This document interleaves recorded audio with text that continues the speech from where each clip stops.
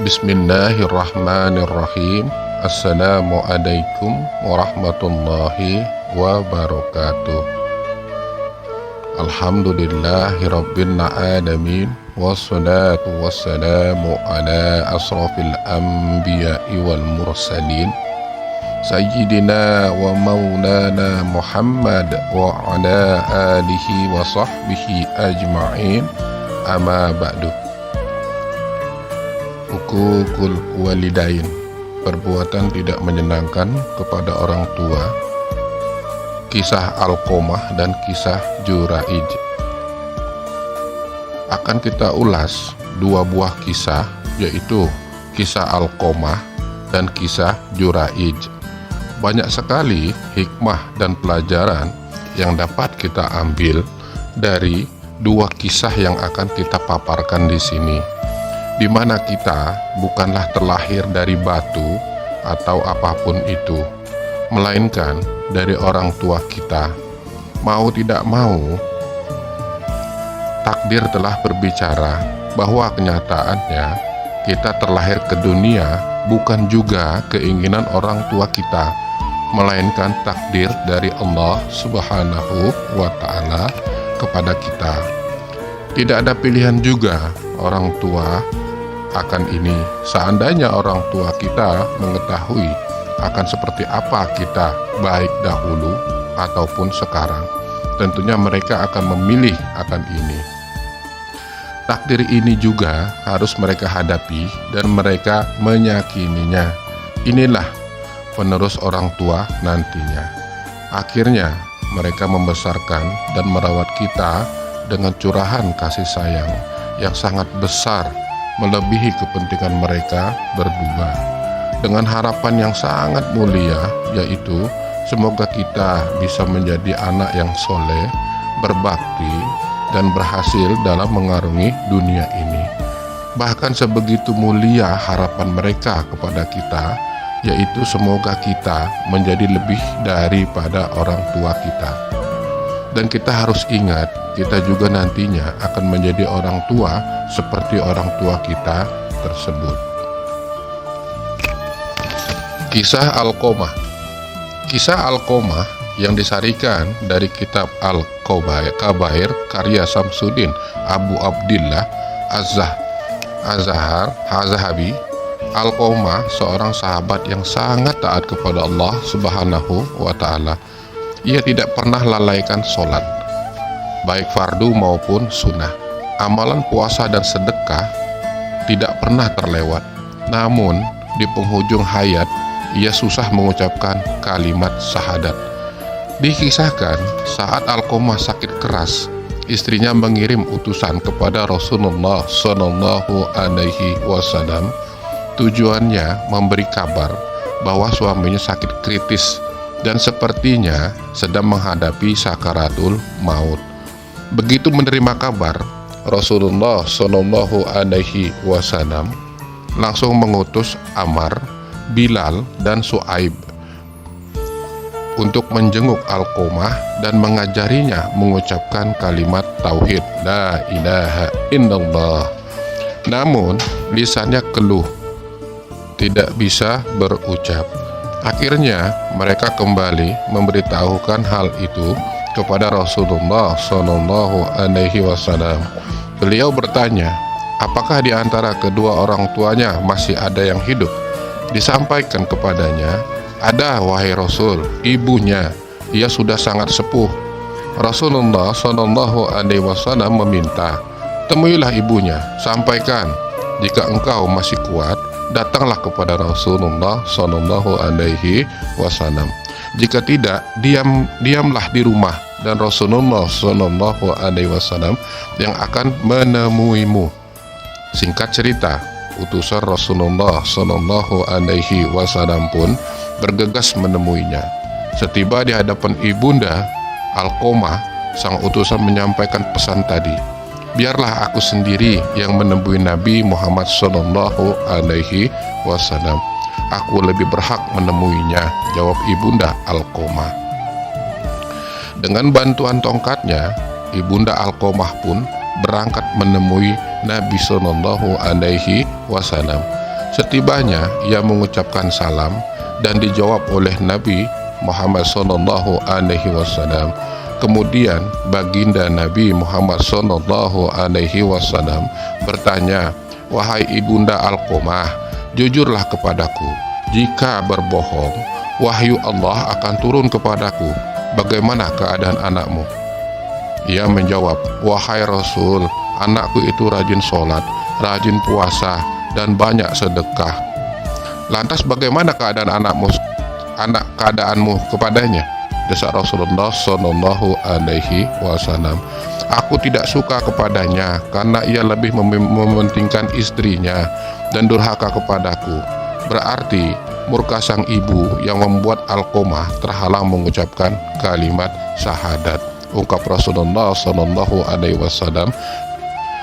Kemudian baginda Nabi Shallallahu Alaihi Wasallam berkata kepada Bilal, "Hai Bilal, kumpulkanlah kayu bakar sebanyak-banyaknya." "Untuk apa ya Rasul?" sela Ibunda Alqomah. "Aku akan membakar Alqomah." "Wahai Rasul, dia itu anakku. Hatiku tetap tidak tega melihatmu membakar tubuhnya, apalagi dilakukan di depan mataku sendiri," rajuk Ibunda Alqomah. "Wahai Ibunda Alqomah, azab Allah itu lebih berat dan lebih kekal. Jika engkau ingin Allah mengampuninya, maka ridhoi dia. Demi zat yang menggenggam jiwaku, sholat, puasa, dan sedekah, Alqomah tidak ada manfaatnya selama engkau masih murka kepadanya," kata Rasulullah Sallallahu Alaihi Wasallam panjang lebar. "Wahai Rasulullah, di hadapan Allah, para malaikatnya, dan seluruh kaum muslimin yang hadir, aku bersaksi bahwa aku meridhoi anakku Alqomah," ikrar sang ibu. Kali ini Nabi Muhammad Sallallahu Alaihi Wasallam kembali memerintahkan Bilal, "Hai Bilal, pergi dan lihatlah Alqomah. Apakah dia sudah bisa berucap la ilaha illallah atau belum? Siapa tahu Ibunda Alqomah mengucap sesuatu yang tidak sesuai dengan isi hatinya karena malu kepadaku." Tidak berpikir panjang, Bilal pun menuju rumah Alqomah. Dari luar rumah, dirinya mendengar Alqomah mengucapkan la ilaha illallah. Setelah itu, Bilal masuk ke dalam rumah dan menyampaikan, "Wahai semua yang hadir, sesungguhnya murka sang ibunda lah yang membuat lisan Alqomah terhalang mengucap syahadat. Setelah ibunya ridho, barulah lisan Alqomah ringan mengucapkannya." Pada hari itu juga Alqomah mengembuskan napas terakhir. Tersiar kabar kematiannya, Rasulullah Shallallahu Alaihi Wasallam pun hadir bertakziah. Beliau memerintah agar jenazahnya segera dimandikan dan dikafani. Usai dikafani bersama para sahabat, beliau mensolati jenazahnya.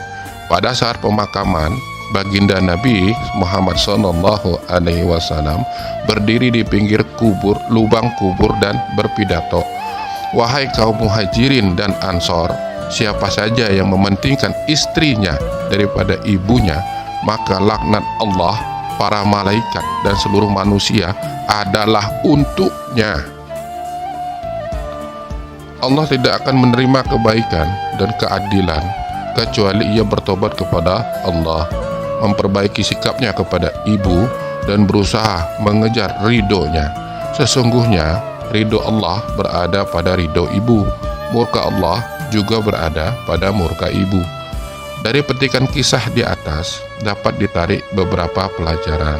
Pertama, Alqomah ialah gambaran seorang yang mementingkan istri tetapi lalai memenuhi hak orang tua. Yang kedua, Alqomah seorang yang taat beribadah, sholat, puasa, dan sedekah, tidak luput ditunaikannya. Namun sikap buruknya pada sang ibu membuatnya terhalang dan berat mengucapkan kalimat syahadat saat sakaratul maut. Yang ketiga, tidak ada manfaat amal sholat, puasa, sedekah, dan amal baik seseorang jika ia durhaka dan suka melukai hati orang tua, kecuali ia bertobat dan memperbaiki sikap. Yang keempat, kecintaan seorang terhadap istri jangan sampai mengabaikan hak orang tua itu sendiri, terutama ibu. Yang kelima, betapa besarnya kasih sayang seorang ibu. Walau hati sudah tergores luka, ia tetap terbuka memaafkan karena tidak tega melihat anaknya sengsara. Demikian yang tergambar dari sikap Ibunda Alqomah.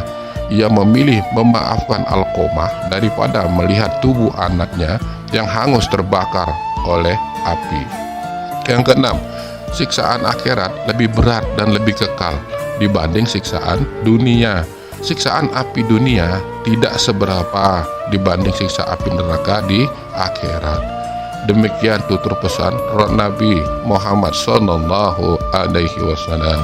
Semoga menjadi pelajaran bagi kita semua, terutama bagi mereka yang masih memiliki kedua orang tua. Baiklah ya, kita masuk untuk kisah kedua, yaitu kisah Juraij. Pada zaman dahulu, ada seorang soleh ahli ibadah dari kalangan Bani Israel. Namanya Juraij. Sayangnya Juraij pernah membuat ibunya kesal. Kesal sebab sang ibu sudah 3 kali datang menjenguk Juraij, tetapi keinginannya untuk bertemu selalu gagal. Pasalnya Juraij sibuk terus dengan ibadahnya. Akhirnya sang ibunda berdoa sesuatu, dan doanya dikabulkan Allah Subhanahu wa Ta'ala. Di dalam doanya ia memohon agar Allah Subhanahu wa Ta'ala tidak mencabut ajal Juraij sebelum diperlihatkan kepada wajah wanita pezina. Tuhan berkehendak memperkenankan doa sang ibunda. Juraij kemudian difitnah telah berbuat keji oleh seorang wanita pezina. Bahkan wanita tersebut mengaku jika dirinya hamil dan bayi yang dilahirkannya hasil hubungan gelapnya dengan Juraij. Namun berkat kesolehan dan ketakwaannya, Juraij diselamatkan Allah. Allah membuat bayi yang dilahirkan si wanita itu bisa berbicara dan memberitahu siapa ayah yang sebenarnya. Rupanya Allah telah mengabulkan doa ibunda Juraij, dan pada saat yang sama dia juga menyelamatkan Juraij dari fitnah wanita pezina. Kisah ini terekam di dalam hadis riwayat Al-Bukhari dari Abu Hurairah radhiyallahu anhu. Dalam riwayat tersebut, Nabi Muhammad Sallallahu Alaihi Wasallam menceritakan, tidak ada yang berbicara pada saat dalam buayan, kecuali ada 3. Pertama, Nabi Isa alaihissalam. Yang kedua adalah bayi dalam kisah seorang pria dan Bani Israel bernama Juraij. Saat Juraij sedang sholat, ibunya datang memanggil. Di dalam hatinya, Juraij berkata, apakah menjawab ibuku atau aku tetap sholat? Maka ibunya pun berdoa, ya Allah, jangan matikan dia sebelum melihat wajah wanita pezina. Kala itu Juraij sedang berada di tempat ibadahnya. Suatu ketika seorang wanita menawarkan dirinya. Dia mencoba menggoda, namun Juraij menolaknya. Akhirnya wanita itu tidur dengan seorang penggembala kambing dan melampiaskan nafsu dengannya. Lahirlah seorang bayi. Saat ditanya bayi itu dari siapa, sang wanita pun menjawab, dari Juraij. Akibatnya orang-orang pun mendatangi Juraij dan menghancurkan tempat ibadahnya. Mereka memerintah Juraij turun dan mencaci maki Juraij. Melihat demikian, Juraij pun mengambil wudhu lalu sholat. Usai sholat, ia menemui sang bayi, lantas bertanya, siapakah ayahmu, hai bayi? Tak dikira bayi pun bisa menjawab. Masya Allah. Penggembala kambing katanya. Karena merasa salah tuduh, orang-orang Bani Israel berkata kepada Juraiz, kami akan membangun tempat ibadahmu lagi dari emas. Namun Juraiz menolak, jangan, dari tanah saja. Dalam riwayat lain disebutkan, sang ibu datang menemui Juraiz hingga 3 kali. Setiap kali datang dan memanggilnya, Juraiz pasti sedang sholat dan beribadah. Alih-alih menjawab panggilan sang ibu, Juraiz meneruskan sholat. Padahal jika ibunya memanggil, Juraiz mestinya menghentikan dahulu sholatnya. Sebab menjawab panggilan ibu lebih utama daripada sholat sunnah. Kendati sholatnya wajib, maka Juraiz boleh mempersingkat sholat itu agar bisa menjawab panggilan ibunya. Namun, ia lebih mementingkan sholatnya ketimbang menjawab sang ibu. Sepertinya, Juraiz telah merasakan bagaimana manis dan lezatnya bermunajat, hingga ia tidak mau melepaskan sholat untuk perkara apapun. Pada hari kedua dan hari ketiganya, ibunda Juraiz datang kembali. Namun, hasilnya sama seperti hari pertama. Hal itu membuat sang ibu kesal pada Juraiz. Akhirnya ia berdoa sesuatu yang kurang baik kepada Allah Subhanahu wa Ta'ala, dan doanya terkabulkan. Seperti dikabarkan, Rasulullah SAW, walaupun doa yang dipanjatkan seorang ibu kepada anaknya kurang baik, tetapi ia akan terkabulkan. Sebab ketika Allah menghendaki sesuatu, maka sesuatu itu akan terjadi. Apapun sebabnya, saat itu pun Allah menciptakan sebabnya dengan mengirim seorang wanita pezina untuk menggoda Juraiz. Cara itu diciptakan karena banyak orang-orang Bani Israel selalu membicarakan kesolehan dan ibadah Juraiz. Sang wanita ingin menghancurkan kesolehan dan ketakwaannya. Ia mengira jika dirinya menggoda Juraiz, pasti Juraiz akan tergoda. Akibatnya harga dirinya terjatuh, seperti juga yang dialami orang soleh yang lain. Ia menggoda Juraiz dengan penuh nafsu dan kecantikannya. Hadis yang lain menggambarkan bagaimanapun keindahan dan kecantikan wanita itu, meski terus digoda wanita cantik, Juraiz tidak menoleh sedikit pun. Ia tetap tidak tergoda. Ia asik dalam sholat dan ibadahnya. Seakan-akan ia tidak melihat wanita itu, tidak pula ingin menyaksikannya. Akhirnya, si wanita melampiaskan nafsunya dengan seorang penggembala kambing dan hamil hingga melahirkan seorang bayi. Di sana Allah hendak menunjukkan kebesaran dan kekuasaannya. Bayi yang ditanya Juraiz bisa menjawab dengan suara jelas dan bisa dipahami. Ayahku adalah penggembala kambing, ucapnya.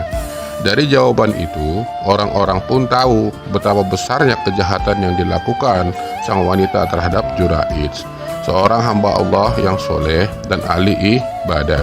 Ternyata Juraiz tidak seperti yang mereka kira. Ia bukan orang yang riak dan menipu. Ia bersungguh-sungguh dalam beribadah. Sementara wanita itu adalah pembohong ulung yang telah menuduh keji kepada Juraiz. Mereka sadar terlalu terburu-buru membenarkan tuduhan itu. Gegabah yang telah melukai perasaan Juraiz dan menghancurkan bangunan tapanya. Mereka pun ingin menebus apa yang telah mereka lakukan. Karenanya, mereka menawarkan kepada Juraiz untuk membangun kembali pertapaannya dengan emas atau perak. Tetapi Juraiz menolak tawaran itu. Ia memilih membangunnya kembali dari tanah seperti semula. Allah pun mengabulkan doa ibunya Juraiz. Dia mewujudkan keinginannya. Pada saat yang sama, Allah pun menyelamatkan Juraiz berkat kesolehan dan ketakwaannya. Ini bisa kita lihat pada Umar Sulaiman, Sahih Al-Qasas Al-Anbiya, terbitan Darun Nafais tahun 97 halaman 271. Dari kisah di atas, ada banyak pelajaran berharga yang dapat kita petik. Pertama, betapa bahayanya durhaka kepada orang tua dan menyakiti perasaan keduanya. Doa keduanya mustajab meskipun isinya kurang baik. Yang kedua, Allah senantiasa menyelamatkan seorang hamba yang soleh dan bertakwa. Yang ketiga, Allah Maha Kuasa untuk membuat bayi baru lahir bisa berbicara. Yang keempat, orang yang sedang sholat sunnah diwajibkan membatalkan sholatnya ketika salah seorang kedua orang tua memanggil. Yang kelima, di balik ujian seorang hamba yang pasti yang ada kebaikan selama ia tetap bersabar dan bertakwa kepada Allah Subhanahu wa Ta'ala. Yang keenam, hati orang-orang yang soleh tetap teguh, yakin, dan berprasangka baik kepada Allah. Kisah di atas menetapkan adanya karomah para wali atau kekasih Allah. Yang kedelapan, wudhu juga sudah disyariatkan kepada umat-umat terdahulu. Yang kesembilan, orang-orang yang soleh segera menunaikan sholat tatkala datang musibah atau ujian. Yang kesepuluh, orang-orang yang jahat tidak berhenti berusaha mencemarkan nama baik orang-orang yang soleh. Yang kesebelas, tidak boleh terburu-buru membenarkan tuduhan tanpa bukti. Demikian kisah dari Juraij. Hukum membatalkan sholat karena panggilan orang tua. Orang tua memanggil saat sholat. Sholat adalah salah satu kewajiban utama seorang muslim yang merupakan pilar agama.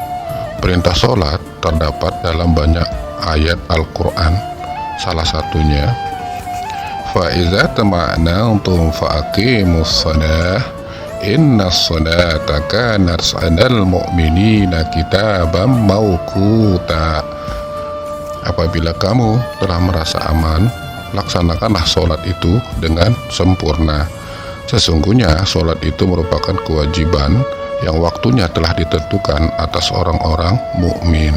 Firman Allah dalam surah An-Nisa ayat 103. Di sisi lain, berbakti kepada orang tua juga wajib bagi setiap muslim. Allah berfirman, wa qada rabbuka alla ta'budu illa iyyahu bil walidaini ihsana.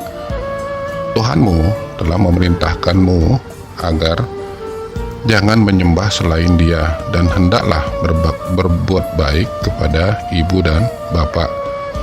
Firman Allah pada surah Al-Isra ayat 23. Sholat yang wajib bagi setiap muslim adalah sholat 5 waktu sehari semalam. Adapun di luar itu, maka hukumnya sunnah. Sedangkan berbakti dan mematuhi perintah orang tua hukumnya wajib, kecuali pada hal-hal yang bertentangan dengan akidah. Salah seorang anak melaksanakan sholat wajib, lalu mendengar orang tua memanggilnya untuk sesuatu hal, maka dia tidak boleh menjawab panggilan itu maupun membatalkan sholatnya. Dianjurkan mempercepat sholatnya. Ketika selesai, maka memenuhi panggilan orang tua.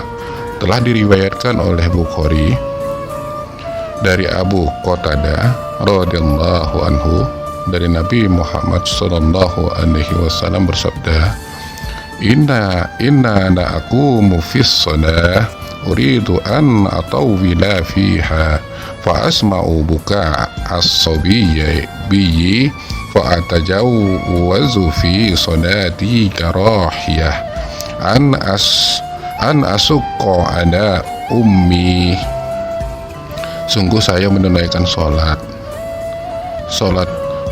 saya ingin memanjangkannya, kemudian saya mendengar tangisan bayi, maka saya persingkat sholatku, khawatir memberatkan ibunya.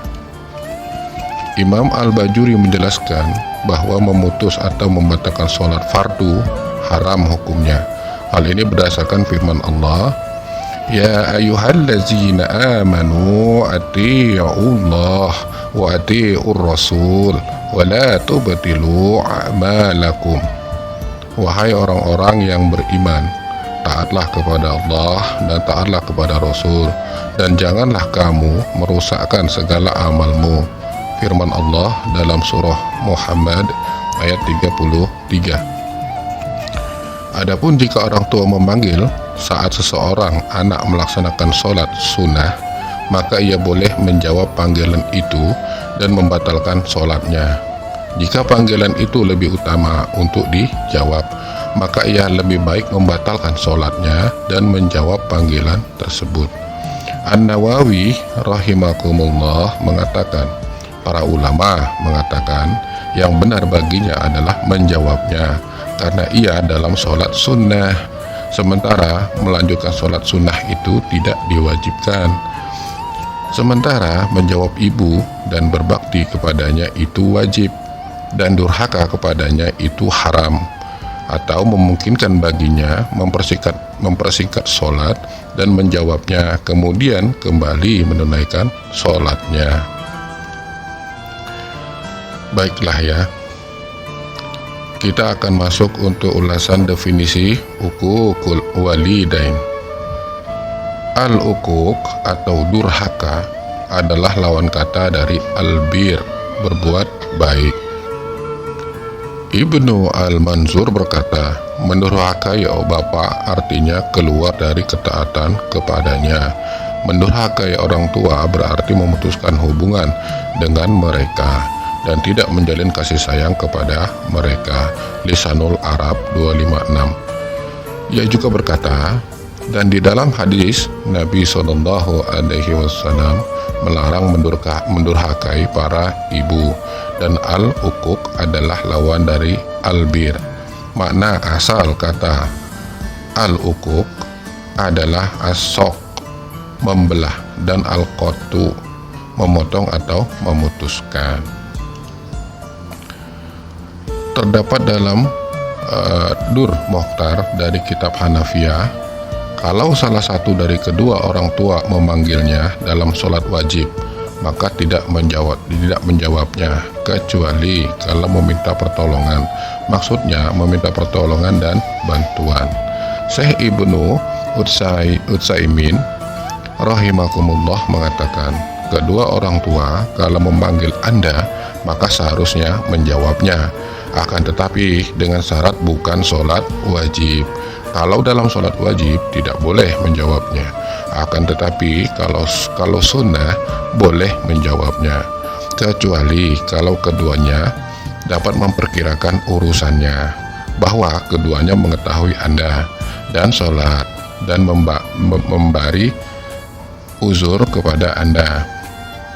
Maka di sini Anda memberi isyarat kepadanya bahwa Anda dalam sholat, baik dengan berdehem atau mengucapkan subhanallah, atau meninggikan suara Anda dari ayat-ayat yang dibaca atau doa yang dibacanya, agar orang yang memanggil merasakan bahwa Anda dalam kondisi sholat. Sementara kalau selain itu yang tidak memberikan uzur dan menginginkan ucapannya itu yang didahulukan, maka putuskanlah sholat dan berbicaralah dengannya. Adapun kalau sholat wajib, maka tidak boleh seorang pun memutus, kecuali dalam kondisi terpaksa, seperti Anda melihat seseorang khawatir binasa terjatuh di dalam sumur atau di sungai atau api. Di sini Anda memutus sholat karena terpaksa, sementara selain itu tidak diperbolehkan memutus sholat wajib, berdasarkan Syarh Riyadus Sholihin halaman 302.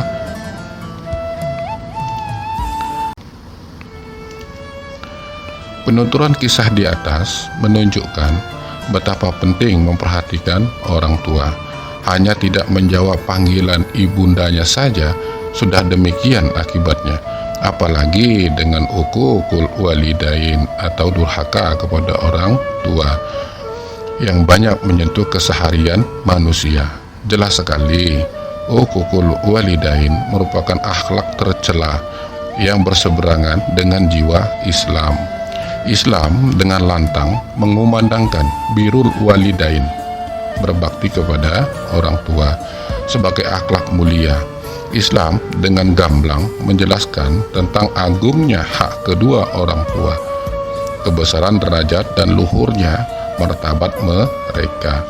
Perintah yang tergurat secara tegas untuk berbakti kepada kedua orang tua serta larangan keras mendurhakai mereka berulang-ulang diulas dalam kitabullah dan dirinci lebih dalam di sunnah Rasulullah Sallallahu Alaihi Wasallam. Kiranya betapapun Islam telah memahatkan keagungan pada kedudukan orang tua, tetap saja fenomena uququl walidain ini bergulir, semakin menyebar dan menjelajah dalam denyut kehidupan. Manusia semakin jauh dari tuntunan yang diajarkan Rasulullah Sallallahu Alaihi Wasallam. Budaya Barat yang jelas-jelas menyelisihi etika Islam menjadi sandaran banyak orang. Teladan salafus sahih yang mengukir sejarah kehidupan di atas, cahaya keimanan menjadi tak asing dan tidak dikenal. Pembahasan masalah uququl walidain ini sangat perlu untuk ditengahkan agar kita dapat menjauhinya, dan sebagai peringatan bagi orang-orang yang terjerumus pada perbuatan dosa besar agar segera bertaubat dari kesalahannya. Kesalahan bukan hal paten yang tidak bisa diubah dan dikoreksi. Atas sebentuk kesalahan adalah sebuah kemungkinan, karena manusia selalu berubah dan tidak ada perubahan yang diharapkan kecuali ke arah yang lebih baik. Perubahan merupakan dinamika kehidupan manusia sebagai sunnatullah yang berlaku bagi hambanya. Jika salah seorang hamba mau meneliti jalan yang mengantarkan mereka kepada sebagai solusi dari sekerat permasalahan, sebagaimana firman Allah Subhanahu wa ta'ala, innallaha la yughayyiru ma biqaumin hatta yughayyiru ma bi anfusihim. Sesungguhnya Allah tidak mengubah keadaan suatu kaum sehingga mereka mengubah keadaan yang ada pada diri mereka sendiri. Surah Ar-Ra'd ayat ke-11. Dan juga sabda Nabi Muhammad sallallahu alaihi wasallam, innamal ilmu bitta'allumi wa innamal hilmu bittahallum wa man yataharral khaira yu'tih wa man yatawaqqas sarra yuqa. Sesungguhnya ilmu didapatkan melalui belajar, sikap santun diperoleh melalui berlatih. Barang siapa bersungguh-sungguh mencari kebaikan, niscaya akan diberi. Dan barang siapa menjaga diri dari kejelekan, niscaya akan dijaga. Dikeluarkan oleh Al-Khatib dalam tarikhnya dan dihasankan oleh Syekh Al-Albani dalam As-Sahihah 342. Celaan untuk uququl walidain. Uququl walidain merupakan satu dosa besar di antara daftar dosa-dosa besar yang lain. Larangan uququl walidain menyertai larangan berbuat syirik kepada Allah.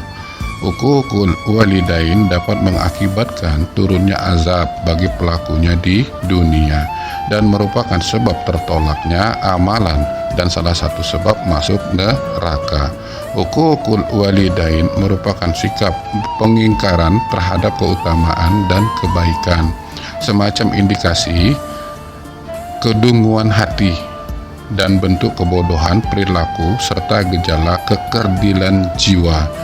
Hal tersebut terpatri pada pelaku uququl walidain, tidak lain karena hak orang tua yang sedemikian unggul dan kedudukan mereka yang begitu tinggi.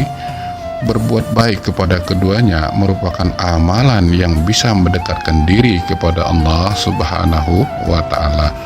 Amalan paling utama dan amalan yang paling dicintai oleh Allah Subhanahu wa Ta'ala.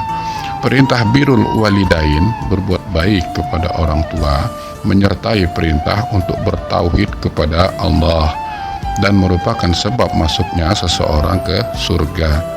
Fitrah manusia secara konvensi mengakui wajibnya birrul walidain dan dipertegas lagi dengan syariat samawi yang menyepakatinya. Birrul walidain merupakan akhlak para nabi, kebiasaan orang-orang soleh.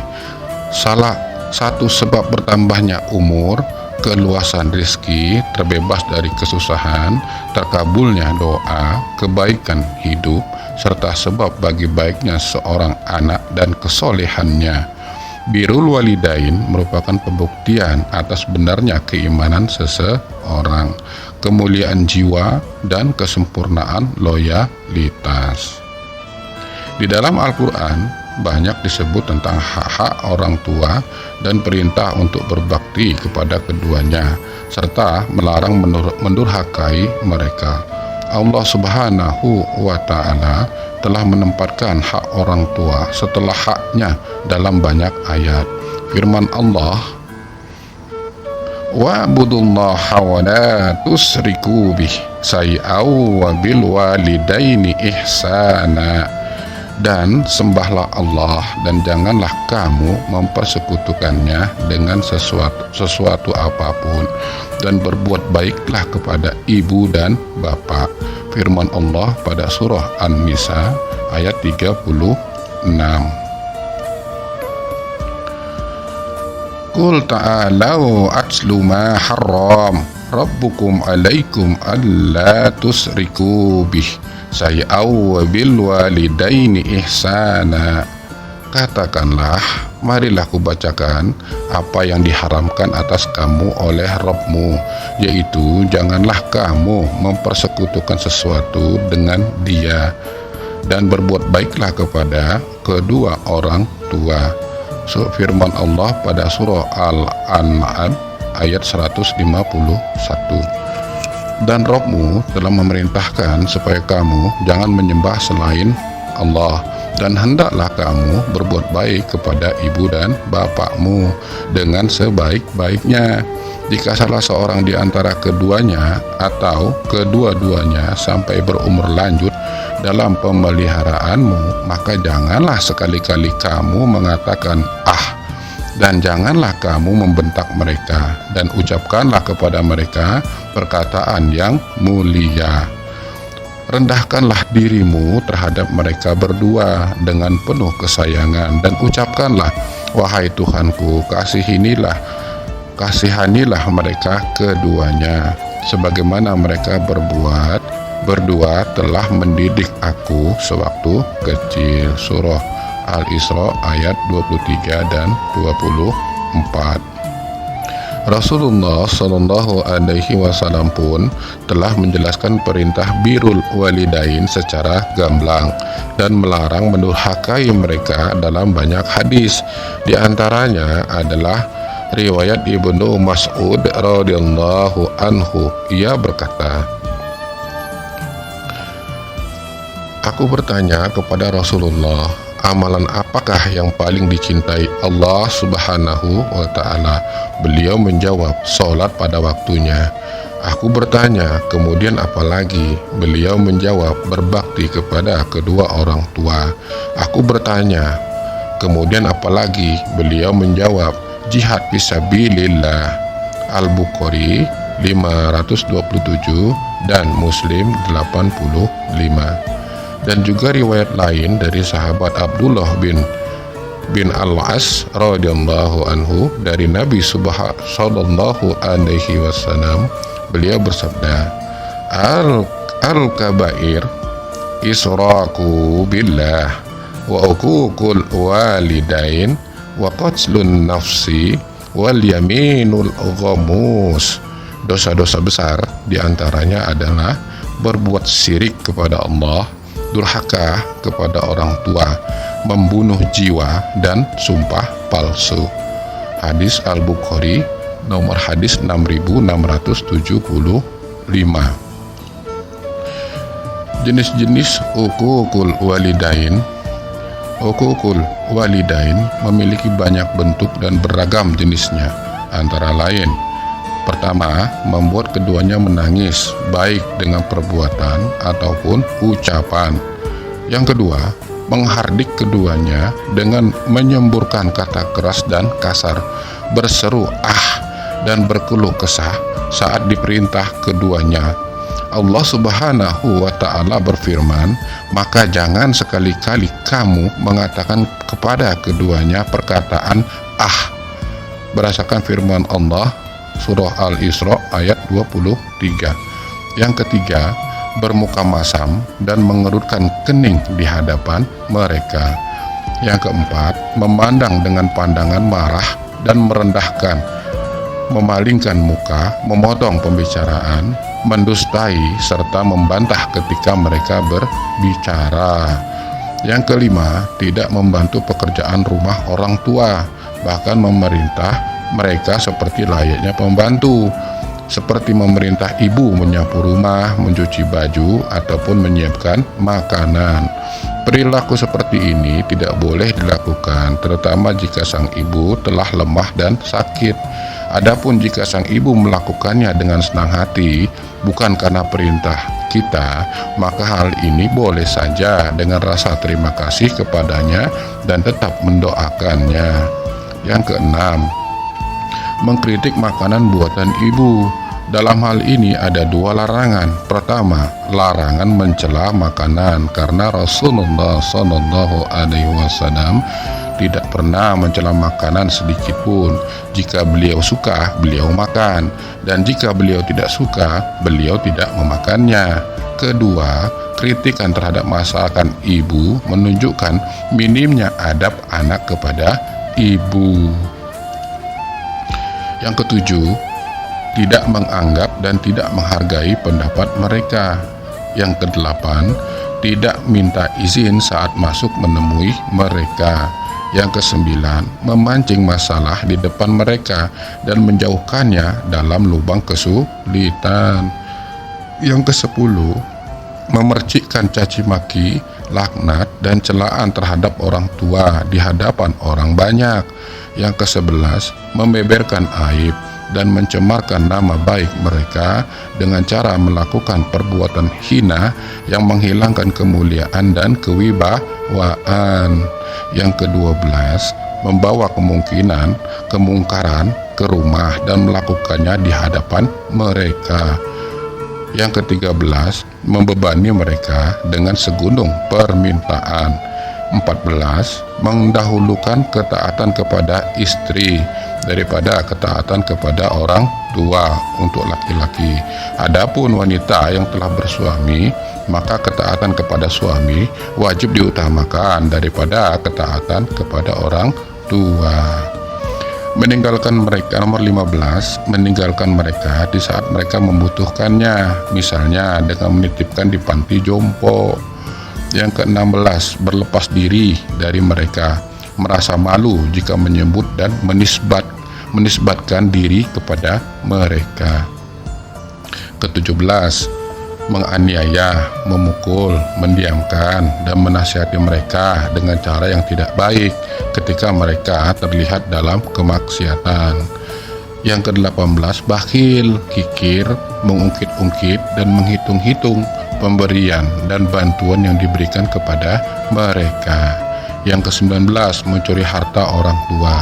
Yang ke-20, mengharapkan kematian orang tua ataupun membunuh mereka agar terbebas dari mereka.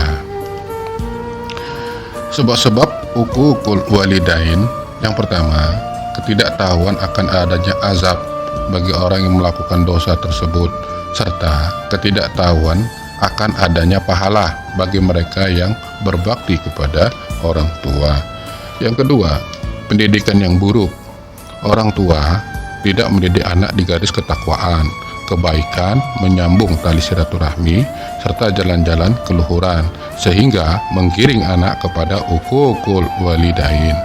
Yang ketiga, adanya kontradiksi ucapan dan perbuatan orang tua yang menyebabkan ketidakselarasan antara anak dan orang tua.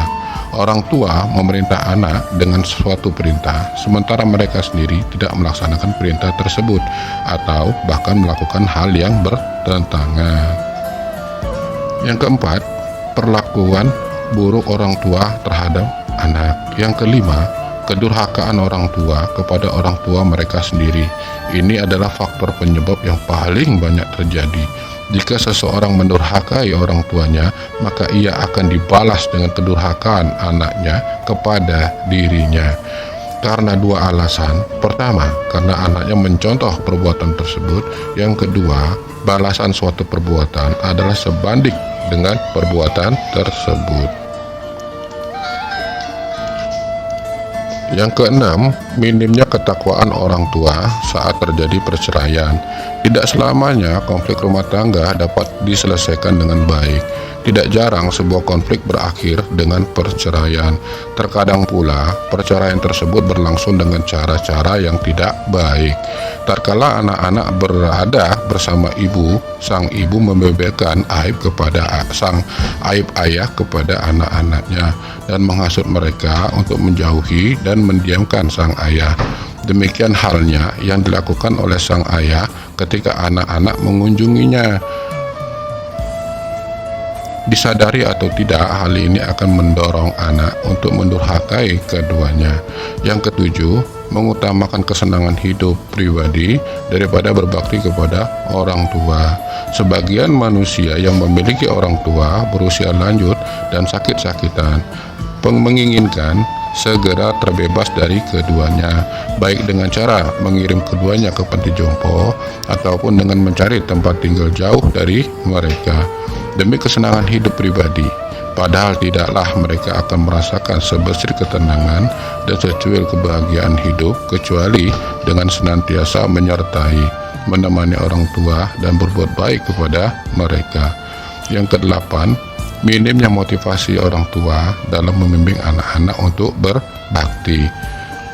Sementara proses internalisasi nilai-nilai selain Islam semakin keras mengalir merebut perhatian anak-anak.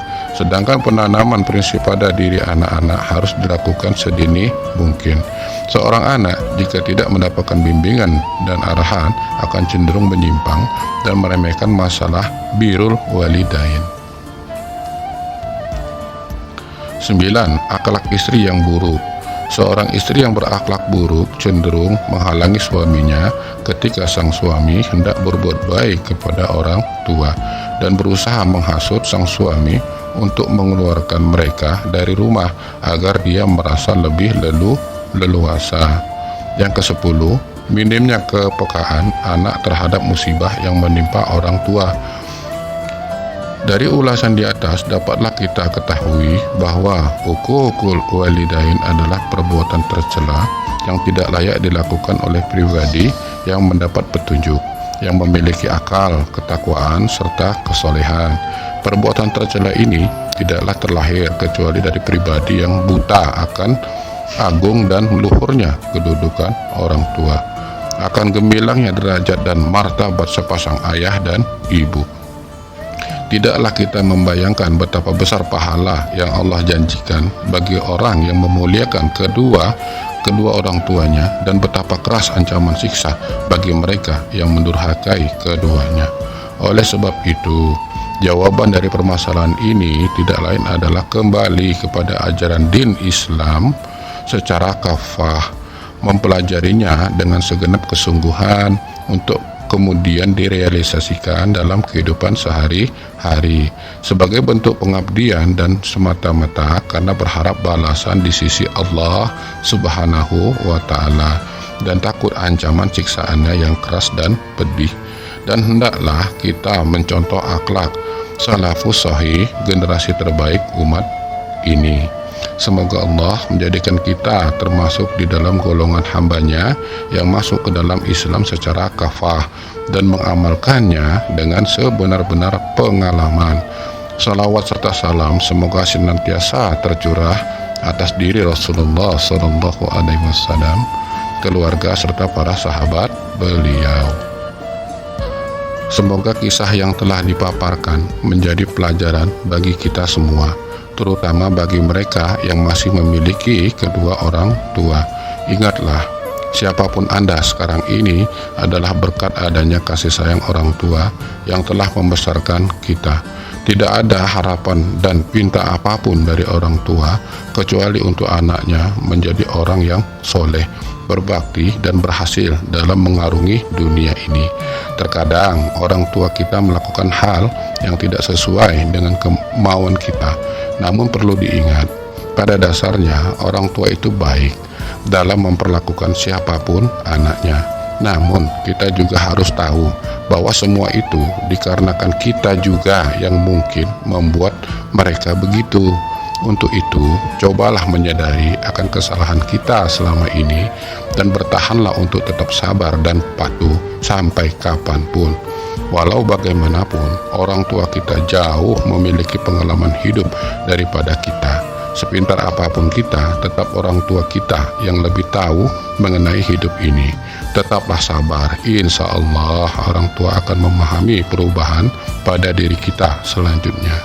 Ingatlah, ujian yang paling berat bagi kita saat kita dibalik akan cerita ikhwalnya, di mana dahulu kita yang dirawat penuh kasih sayang, sekarang kita yang harus merawat mereka. Ini ujian bagi kita, terutama jika kita kaum lelaki yang selalu disibukkan dengan urusan dunia, istri dan anak-anak kita.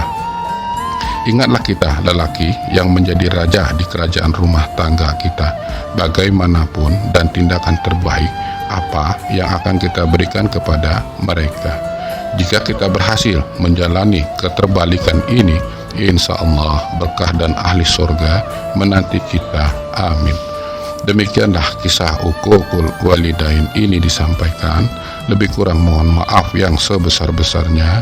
Yang benar hanya milik Allah. Wallahu a'lam bishawab. Assalamualaikum warahmatullahi wabarakatuh.